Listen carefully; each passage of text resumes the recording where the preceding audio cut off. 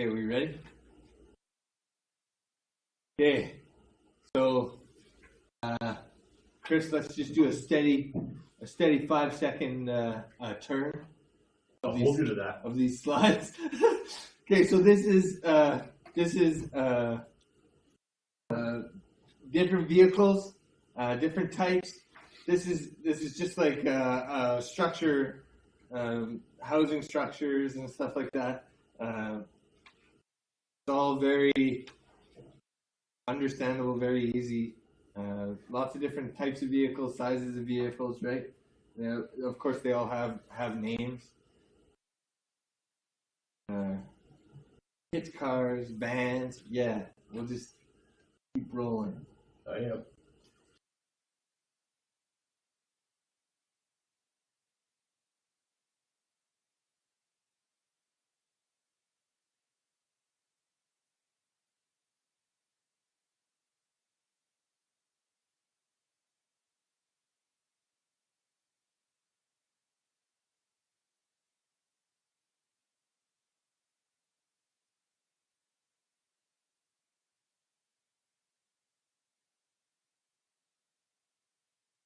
No, you didn't lose sound. Just no one's sitting. It's a little silent. Oh. Just see a type of vehicle every once in a while. Yeah, small motorhomes.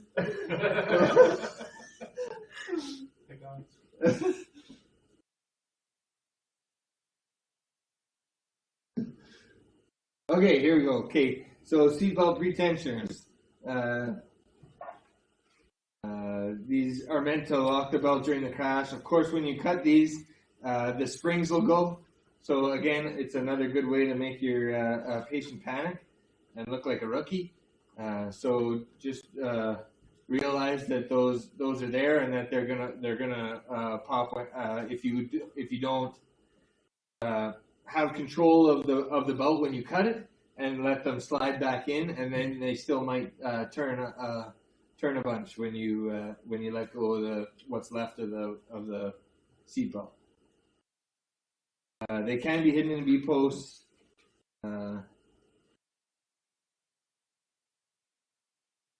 Okay, so the next one, supplemental restraint systems. Of course, there's an acronym there for some strange reason. SPRS. Essentially, this is airbags. I don't know of any other than the windshield, and they call that a windshield. Funny, okay.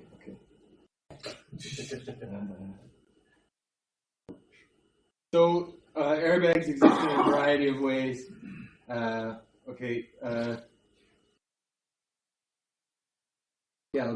This is good here. We'll stay here for a second. Airbags exist in a variety of ways. There's outside airbags for the public. If you try to mow somebody down, your vehicle could have an outside airbag. Under the front driver and passenger seats, there's tubular ones that extend from the dashboard to the rear on both drive and passenger sides.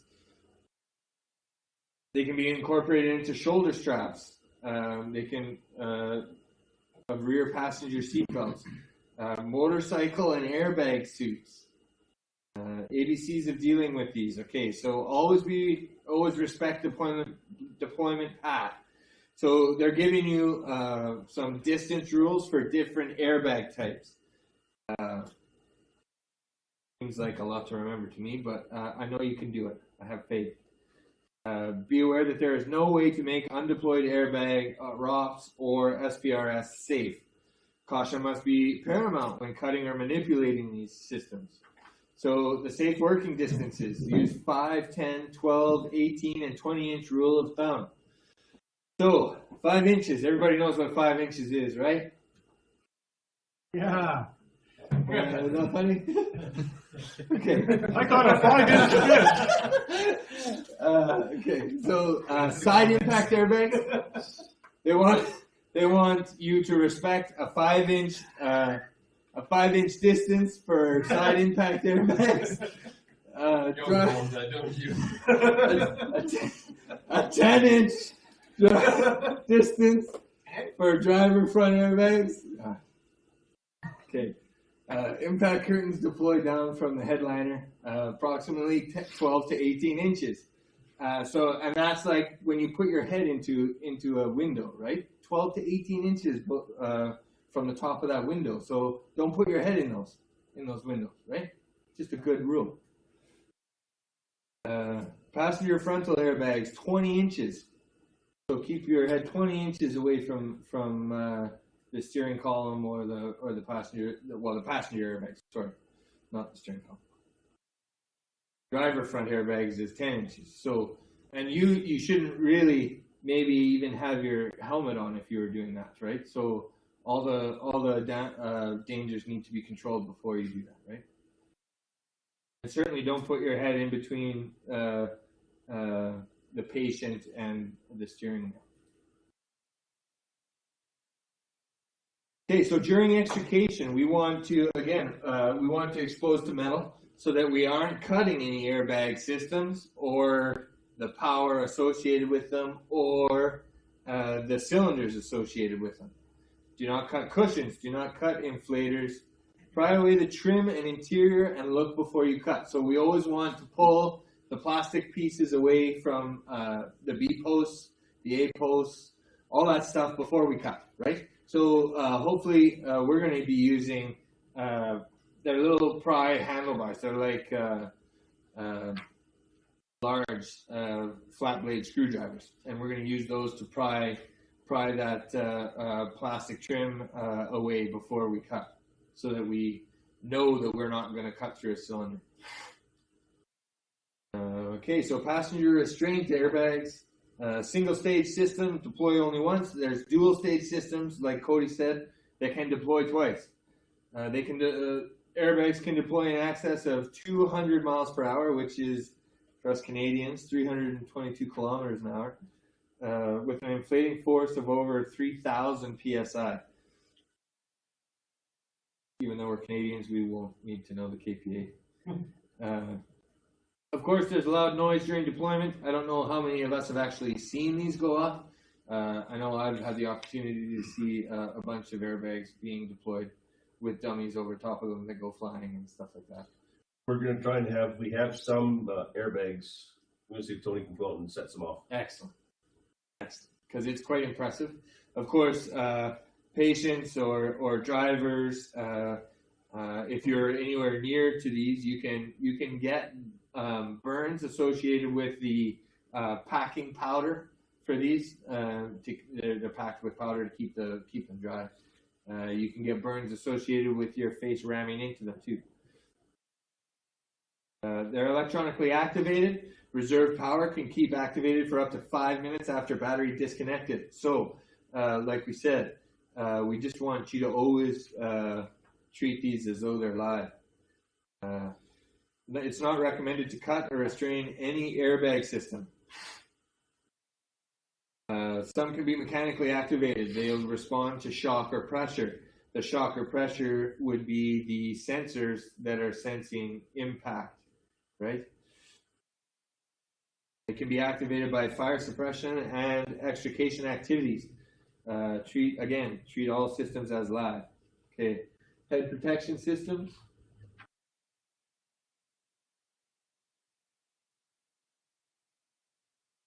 There we go. Head protection systems, HPS. The danger is in the employment path when working through the window opening. Mitigate the danger. Complete roof removal. Do not cut into SPRS support devices. Extendable rollover protection systems. They are located behind front seats or the rear window deck. I'm assuming that these would be associated with topless cars. Convertibles. Hold on. There's nothing wrong with topless cars. Topless cars. So they would deploy from behind the driver's seat to save them from a head sandpaper action. They can deploy when the vehicle experiences a 3G acceleration force or become weightless for at least 80 milliseconds. Okay, other vehicle components, collision beams, hood hatch, pistons, rods, struts, suspension struts, and shock absorbers. We used to be concerned about bumpers. I'm not so sure that that's a huge concern anymore. It was brought up Tuesday, just as a area of concern, area of just to watch for. Yeah, so it's still always, we always approach a vehicle diagonally from the front or the back, preferably the front, so that the patients can see you without craning their necks. That makes sense? Okay.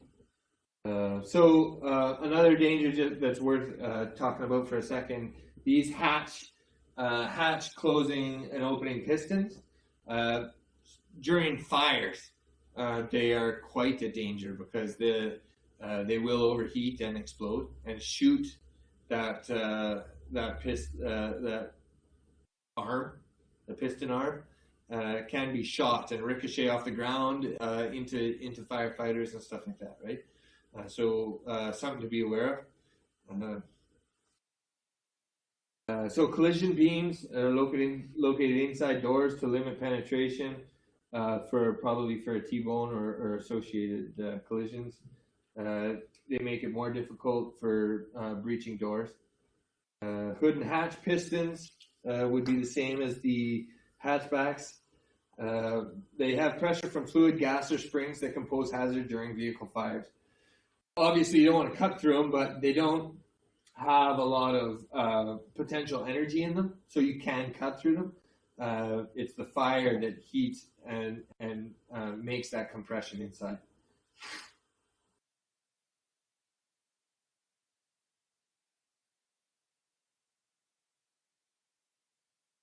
So suspension struts and shock absorbers, so they operate similarly to and present the same hazards as struts. I'm just trying to think of when this might become a danger to us. But you need to recognize that certainly we recognize that when we're stabilizing a vehicle, we're not stabilizing to anything that's in that system, right? In that shock absorbing system. And because we know that there is potential energy there, if there was melting or significant damage done, we would know that there was a spring in there that could hold energy, right? Nod at me. Energy absorbing bumpers. Here we go. Next slide. During vehicle fire, avoid the area directly in front of or behind the vehicle, and distance from vehicle's front or rear corners equal to the length of the bumper. So it is the thing. Flush crushable bumper system with water and avoid skin contact after a fire. Bumper struts can jettison up to 300 feet, 91 meters. Approach at 45-degree angle when fire is involved. That's after it goes through your leg. Yeah. That's just another thing for trailer fires. Trailer, like truck and trailer trailers, axle fires. You don't want to stand. You always want to stand on 45s from those two because that's a lot of PSI in those tires, especially when they're burning.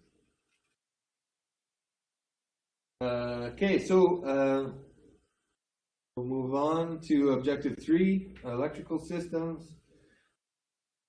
As far as specific size of concerns,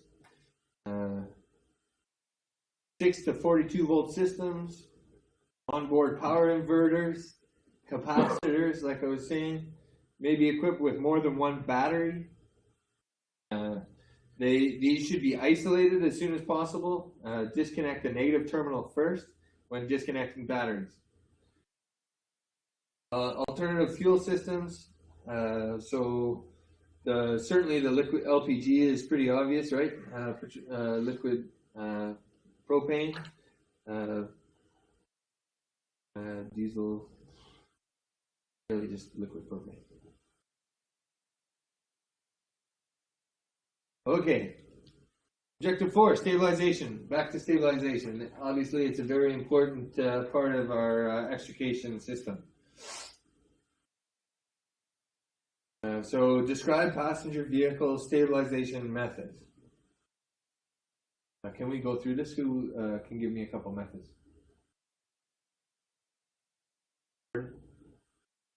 Method of stabilization. Okay. Right. Another? Struts. Another? Wheel chocks. Another? Another?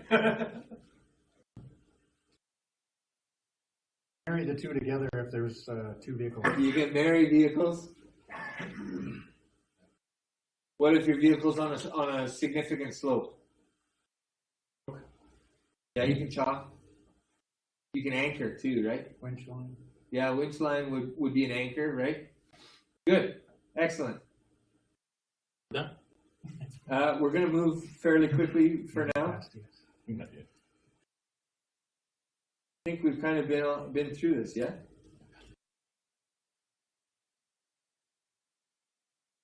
Okay, gaining access. We'll slow down when we hit learning objective 5, Chris. Thank you very much. Chief.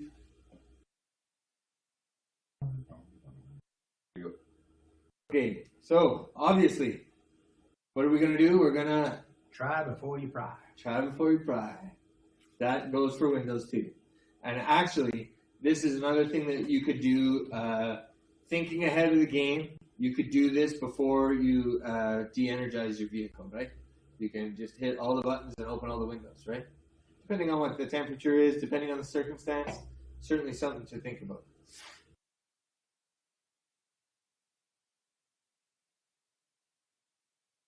So we get in through windows, doors, open doors normally.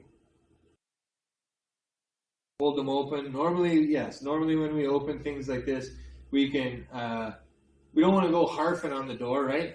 Like when you get say you pop the hinges and you're just have the nadir pin waiting and you're not going to start shaking the vehicle around trying to get that thing off of there. Otherwise your officer is going to get upset with you, right? You don't want to shake the vehicle. You don't want to do any of that kind of stuff. You want it all to be controlled. So you can open doors forcefully if they're jammed, or a lot of times we'll hyperextend the door to make sure it's out of the way. But we do that in a controlled way. We don't just start making 3 or 4 pushes at it, right? We can do it with 3 firefighters maybe, or we could do it with a winch system, right? Again, we'll refer back to the third door conversion may be needed to flap the backside panel between the B post and the rear fender well. It's old reliable. Removal of roofs. We've been through that. Floor panels.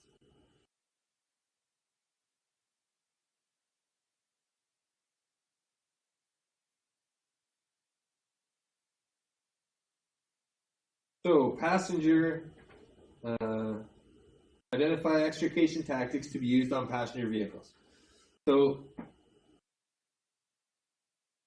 an indication, correct me if I'm wrong, EMTs, an indication of a motor vehicle collision is spinal, we have to assume spinal injuries. Correct? Depends on the mechanism. Depends on the mechanism of injuries, of the speed and condition of the vehicle, but usually it's safe. Safe to assume we need to have spinal precautions. If you need to do extrication, then you probably need to do Okay, so spine boards work very well in a number of occasions. Like you said, in the front seat, having somebody on C-spine doing the hip twist or the hip spin and laying down onto the spine board, coming out using the third door conversion, or removing the whole side of the vehicle so that we can drop the chair back down and slide a spine board underneath there. We can come through the back window, drop the seat down, and put the patient on the spine board that way. You can go through the trunk and you can tunnel right through the vehicle and do it that way. Any other ideas? Head device, right? Spinal immobilization without requiring a 6-foot stretcher might be very, very useful in an extrication situation where room is usually at a premium.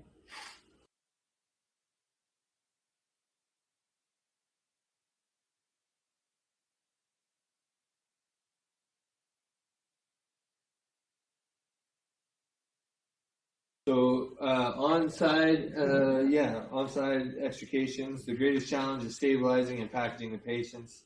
Certainly, I've seen a lot of uncomfortable patients for a little while we were pulling our roofs off and stuff. Blankets and things used as pillows and stuff go a long way in that circumstance.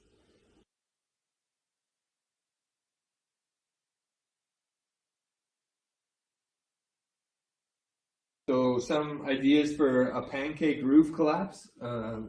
Create purchase points between the rocker panel and bottom of the door, midway between the A and B post. Insert spreading device into access opening and slowly spread center of door outward.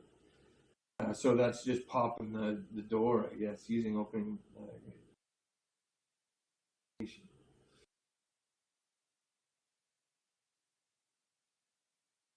Okay, summary and review. Anybody have any questions associated with this?